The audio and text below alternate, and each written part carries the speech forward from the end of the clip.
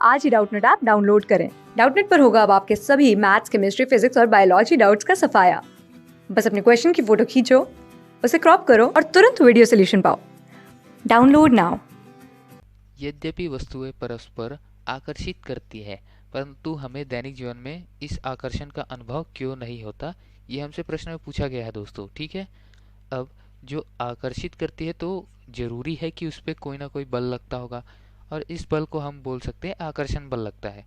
और इस आकर्षण बल के लिए वजह बनती है गुरुत्वाकर्षण। ठीक है, गुरुत्व बल जो है वो, तो गुरुत्व बल आकर्षित करती है तो उसको हम बोलते हैं गुरुत्वाकर्षण बल। ठीक, अब गुरुत्वाकर्षण बल क्या होती है? दो पिंडों के मध्य लगने वाला आकर्षण बल होता है, जिसको हम बोलते हैं गुरुत्वाकर्षण बल। और ये दो पिंडों के मध्य लगता है जो दो पिंड गुरुत्व के अधीन होते हैं। ठीक है, तो इसके लिए हमारे पास सूत्र होता है, जैसे कि ये दो पिंड है, प्रतीकात्मक रूप से मैंने बना दिया।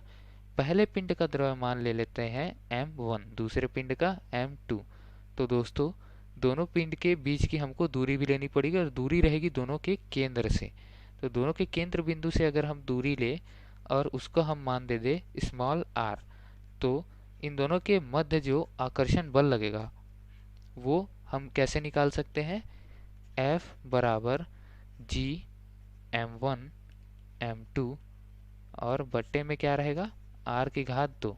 मतलब g का मान क्या है वो यहाँ पर लिख देते हैं। g एक गुरुत्वीय नियतांक होता है, मतलब ये सभी जगहों पर लागू होगा, गुरुत्वीय नियतांक।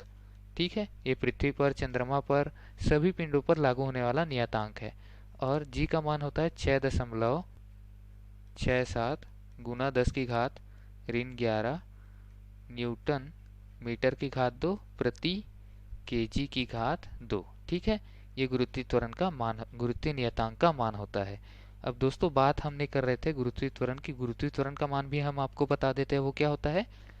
अगर हम देखते हैं कि बल जो होता है वो होता है द्रव्यमान गुना त्वरण।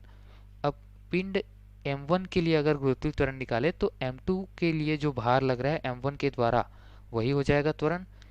अब m1 को आकर्षित कर रहा है बल से, तो m गुना g बल से आकर्षित करेगा, मतलब m2 गुना g बल से, क्योंकि m2 द्रव्यमान है और ये g क्या है? त्वरण हो जाएगा। ठीक है, और इस त्वरण का मान हमको ज्ञात करना है, g1 ले लेते हैं। ठीक है, इसको, क्योंकि पिंड 1 के लिए हम गुरुत्वीय त्वरण निकाल रहे हैं, तो g1।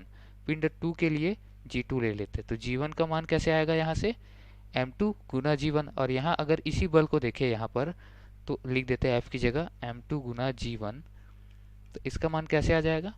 g m1 गुना m2 बटे r की घात 2।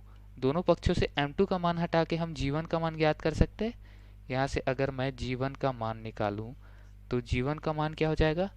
कैपिटल जी m1 बटे r2 की घात 2। ठीक है, मतलब बीच की दूरी की घात 2। इस तरीके से हम ज्ञात कर सकते हैं। वैसे ही अगर मैं विपरीत कर दूं आकर्षण बल को, तो ये क्या हो जाएगा? कुछ इस तरीके से, मतलब m2 पिंड m1 को किस बल से आकर्षित करेगा? वो बल रहेगा m1 गुना g2। ठीक है, m1 गुना g2 रहेगा। अब यहाँ मुझे m1 गुना g2 अगर करना है, तो मैं क्या करूँगा? यहाँ पर m1 को बाहर निकालूंगा। ठीक है, m2 को अंदर रखूंगा, तो यहाँ से हम g2 का मान भी ज्ञात कर सकते हैं। g2 की जगह यहाँ पर हम देख रहे हैं कि g1 की जगह अगर मतलब g1 के लिए मान ले रहे थे m1 का, तो g2 के लिए मान लेना पड़ेगा हमको m2 का। ठीक है दोस्तों, इस तरीके से हम समझ सकते हैं। अब बात यहाँ पर आ जाती है कि हमको दैनिक जीवन में इस आकर्षण का अनुभव क्यों नहीं होता।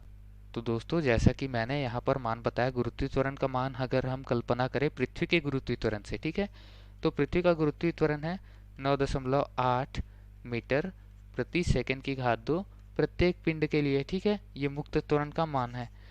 और अगर हम किसी एक पिंड के लिए निकाले, मतलब दो पिंड ले लेते हैं और दोनों पिंडों का एक दूसरे के प्रति गुरुत्वीय आकर्षण बल निकाले, और हम त्वरण का मान निकाले, तो त्वरण का मान देख रहे हैं कि यहाँ पर गुरुत्वीय नियतांक आ जाएगा, जिसमें 10 की घात ऋण 11 है। ठीक है, और ये किलोग्राम है, प्रति किलोग्राम की घात 2 वाला है मात्रक, तो ये हम m2 का मान किलोग्राम में रखेंगे। अब किलोग्राम में कितना रखेंगे? 2 kilogram, 4 kilogram, 10 kilogram, 1 ton, 2 ton, quintal पे रखेंगे। ठीक है, लेकिन हम जानते हैं कि पृथ्वी का द्रव्यमान कितना होता है। पृथ्वी का द्रव्यमान होता है 6 गुना 10 की घात 24 किलोग्राम लगभग। ठीक है, अब इतना किलोग्राम जो है वो पहले से ही गुरुत्वीय त्वरण लगाए बैठा है। ठीक है, अब इसके सापेक्ष अगर इसका छोटा सा गुरुत्वीय त्वरण लगेगा, मतलब ये ग्राम, किलोग्राम या फिर क्विंटल, टन जो मैंने बताया उसके लिए गुरुत्वीय त्वरण लगाएगा, तो दोस्तों उसका मान तो नगण्य हो जाएगा।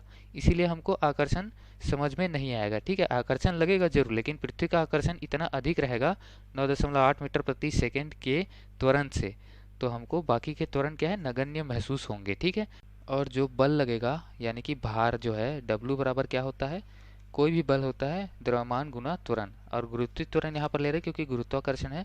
गुरुत्वीय त्वरण का मान जितना कम होगा, भार यानी कि बल यानी कि गुरुत्वीय बल F का मान उतना ही कम होगा। ठीक है दोस्तों, तो इसी वजह से आकर्षण बल जो है वो उसका मान हमको कम लगता है एक दूसरे पिंड की वजह से, लेकिन पृथ्वी सबसे बड़ा पिंड होने की वजह से पृथ्वी की वजह से जो त्वरण है वो अधिक लगता है। और कोई भी पिंड का द्रव्यमान हम m ले लें और गुरुत्वीय त्वरण GE लेंगे, तो यहाँ से भार जो है वो पृथ्वी के सापेक्ष ही सबसे अधिक रहेगा। ठीक है, इसीलिए हम एक दूसरे पिंड के लिए आकर्षण बल का अनुभव नहीं कर पाते। धन्यवाद। क्लास 6 से 12 से लेके नीट, IIT, JEE मेंस और एडवांस के लेवल तक 10 मिलियन से ज़्यादा स्टूडेंट्स का भरोसा। आज ही डाउनलोड करें डाउटनेट ऐप या व्हाट्सएप कीजिए अपने डाउट्स 8400 400 400 पर।